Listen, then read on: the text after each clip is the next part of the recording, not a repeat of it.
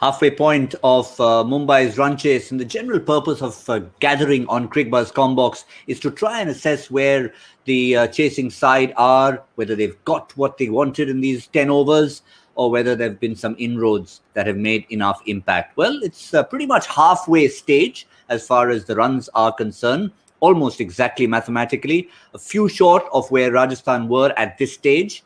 But I think the real concern for Mumbai will be, while de Kock's going well, it's the first time he's played and shown form in this tournament. They've lost the talisman in Suryakumar Yadav and the captain Rohit Sharma. Middle orders not exactly set the tournament on fire.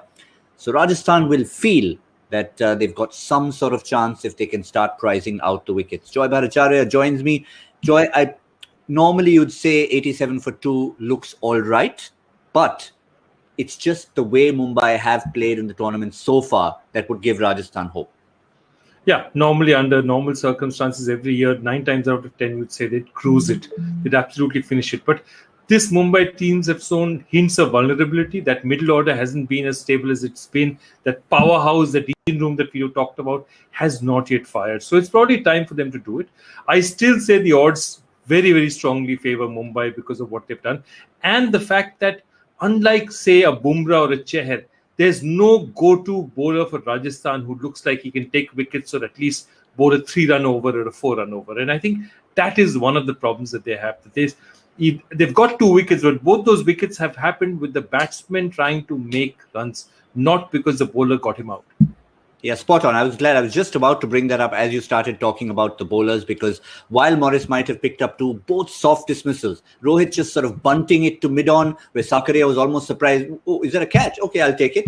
And the second one of Suryakumar Yadav in sensational form, playing a mini helicopter straight to David Miller at mid-wicket. So as you soft dismissals, so really no bowler has made a breakthrough properly. No bowler has made a breakthrough. In the beginning, they gave the bowlers a little bit of respect because obviously, Rohit's not been in the best of form, trying to play himself in. Quinton de Kock took the early running, and that's the one good news for Mumbai. He's definitely back in form. He's looked very, very good. As did Suryakumar Yadav. He played just 10 balls for his 16, but Surya just has those lofted drives on the offside. He just looked in such good nick. He just didn't look as if he's going to get out, but that's what's happened to a lot of Surya innings nowadays. When he gets out, you're really surprised because he looked so good before that you wonder what happened, what went wrong. But overall, I think that's the thing, that Rohit is still not looking the Rohit that we know.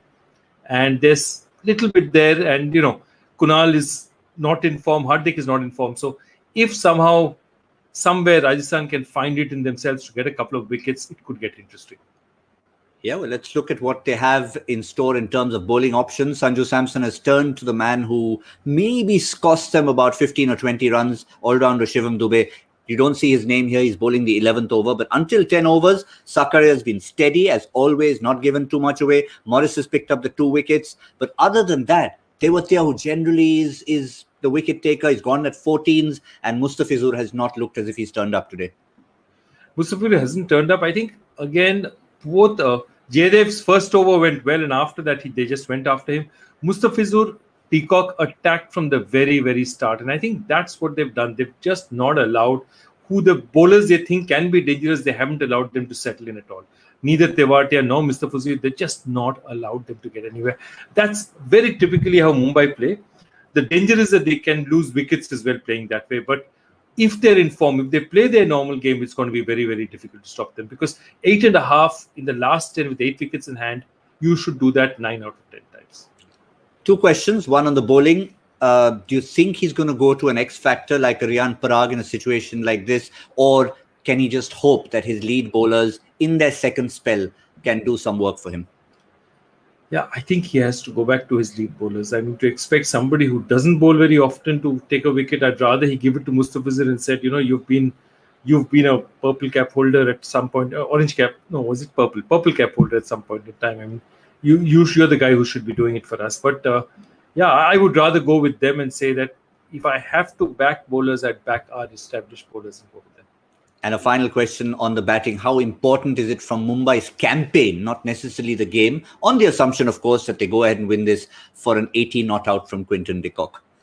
Very big, very, very big for them. They just need somebody in the top order to fire.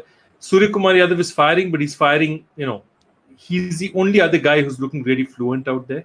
And with de Kock out there, then they'll say, okay, now let's solve the Rohit problem and the Hardik problem, because those will now need to get solved over time. Mumbai has always made a practice of getting that done. And it happens every year that, 3-4 guys are in form. By the end of the tournament, 7-8 guys are in form, Jasprit Bumrah, for example, today already in form. Rahul Chahar is already in form. So lots of their pieces have started firing. Now let's wait for the rest.